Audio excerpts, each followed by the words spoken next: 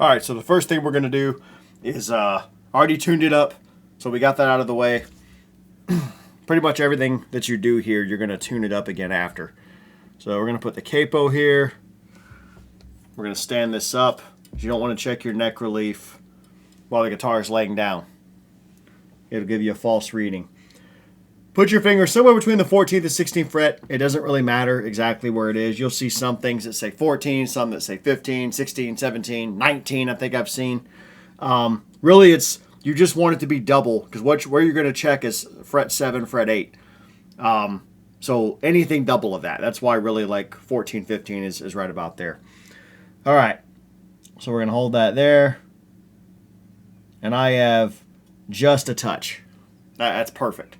ESP LTD specifically, if you were to, you know me, I love manufacturer spec.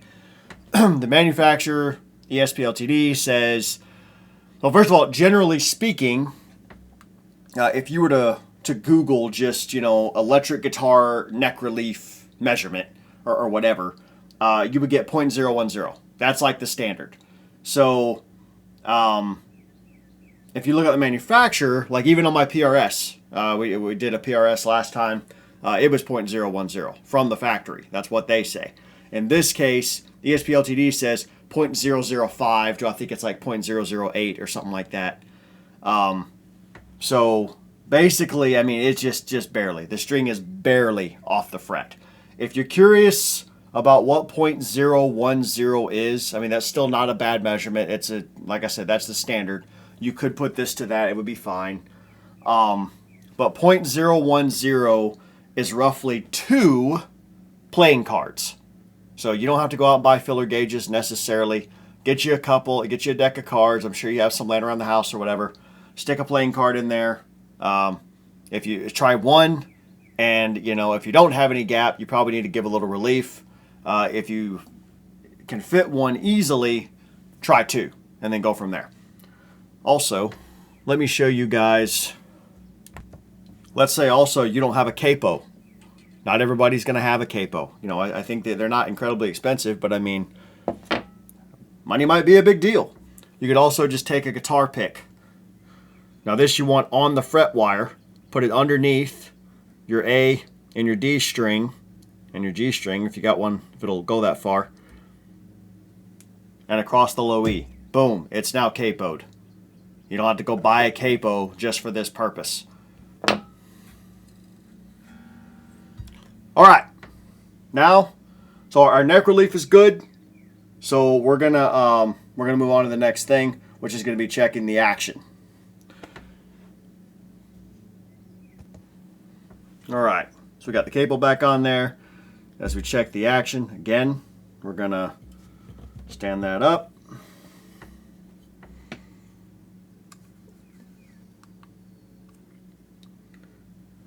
Make my light as bright as I can here. We're going to check this at the 12th fret.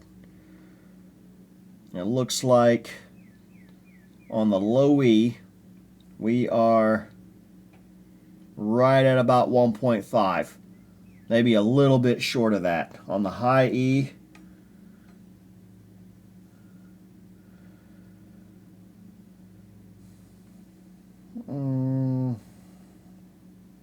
we're probably about 1.65, 1.7, somewhere in that range. So that's a little high. So what we're going to do now, we're going to take the capo off. We're going to down tune, because you never want to adjust your bridge with tension on the strings. So I'm going to loosen these up.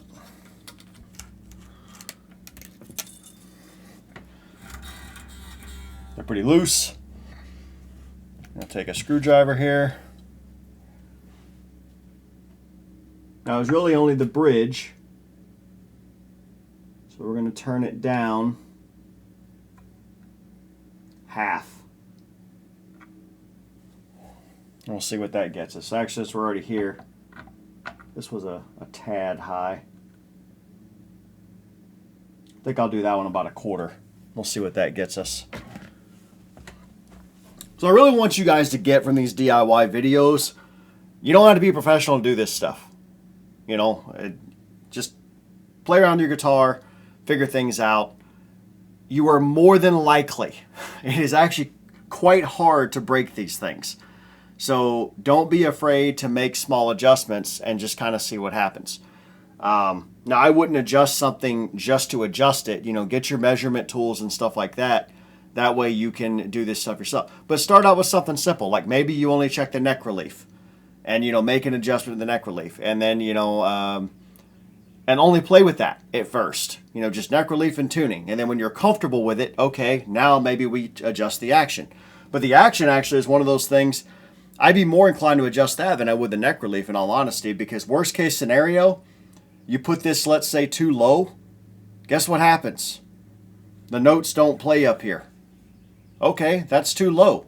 You loosen the strings up, you bring this back up, you know, righty-tighty, which means it's going in, which is lowering your action. Lefty-loosey is raising your action. But on this kind of bridge, if I turn this down, it's putting the post into the wood, which is bringing the action down. If I turn it left, it's bringing the post up, raising my action. But yeah, so if your notes choke out, or if you got buzzing or whatever, or the notes just straight don't play, well then yeah, just raise your action up a little bit. Loosen your strings, raise your action, tune it up, try again. It's really that simple. Like, you're not really going to break anything doing this. Unless you're just really destructive. Now, if it's tight, like, these should turn very easily. So if they don't turn, then yeah, something's wrong. Just FYI. All right, give me a minute. I'm going to tune up. Be right back. All right, we're back. We're tuned. And now we're going to capo this again. Turn our trusty light on. And now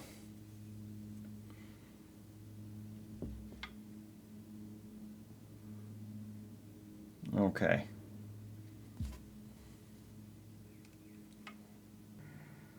Our low E is perfect.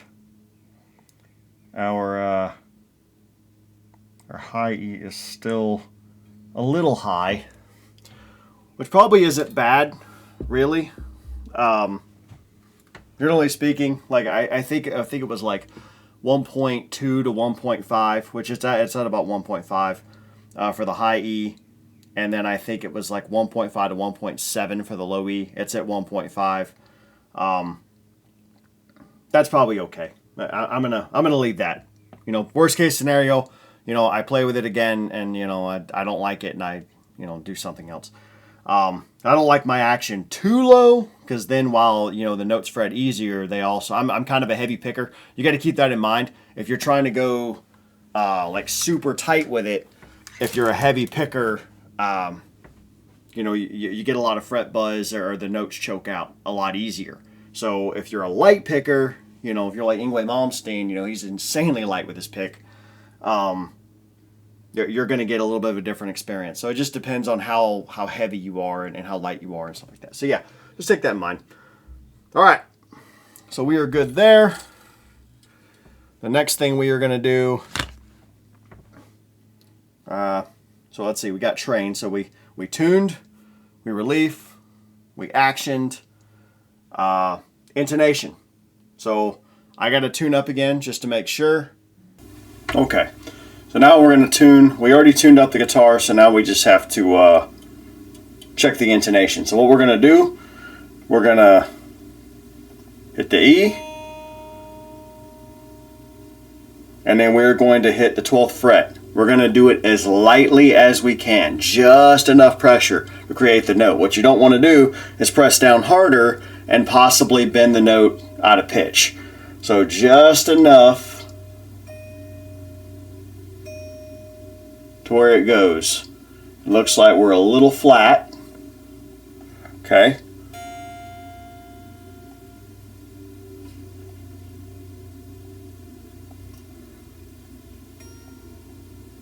Same.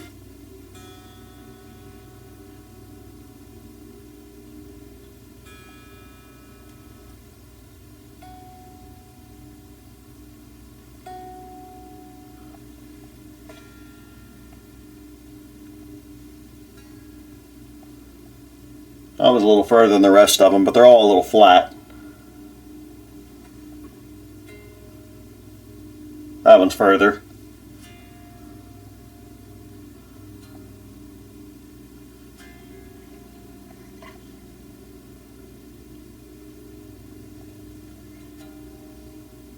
Okay. So yeah, they're all flat. So that's good to know. So now we'll go back to the workstation, do our adjusting. All right. All right, we are back, and I moved the camera so way because all the work's going to happen right here. So there's no point in in you guys looking at the full guitar. All right, so what we encountered was all the notes are flat across all of them at the 12th fret. So what we're going to do, we're going to get back here with a screwdriver.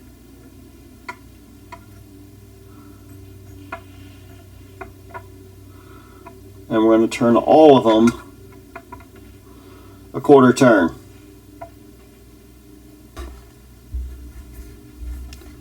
We're going to have to retune anyway. So let's just go ahead, make all these a little looser. That way the strings, I can move them out of the way a little easier. Alright.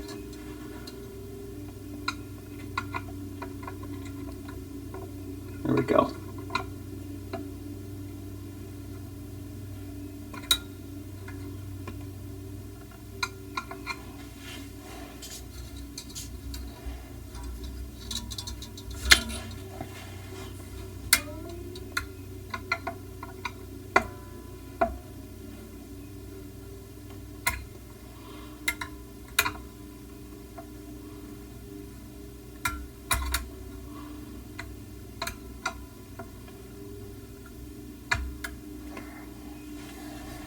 All right, now we're back up again. We're gonna have to retune the pitch. All right, I am back tuned up again. And if you'll notice, I have one less string. I'm guessing that there's a burr or something inside this tuning peg, and it cut the string. Ripped it right in half. Like I actually had like the center of the string kind of poking out, and the rest of it was just, yeah. All right, that's all right. We're gonna finish setting this up, and then I'll slap a new pair of strings on it again. But fortunately, once it's set up, all we'll really have to do is tune it. Obviously, I'm gonna have to move this saddle because all your saddles, if you'll notice, they kind of go in like a line. So whatever I do to the rest of them, I'll just end up having to move that one as needed. So okay. E flat,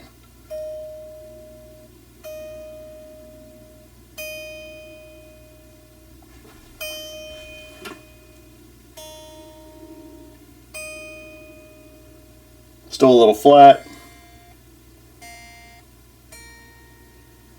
still a little flat,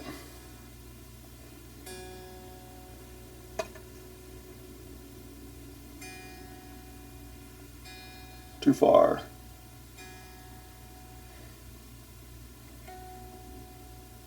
Oh, that one's almost right on the money.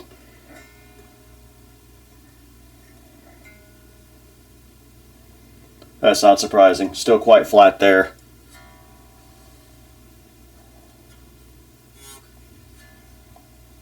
I didn't go high enough on that one. My fault.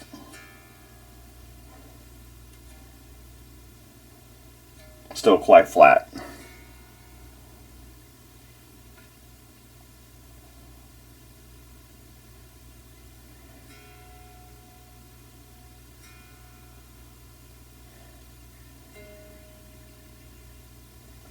That one's A's closer. All right. I will join you guys back on the workbench.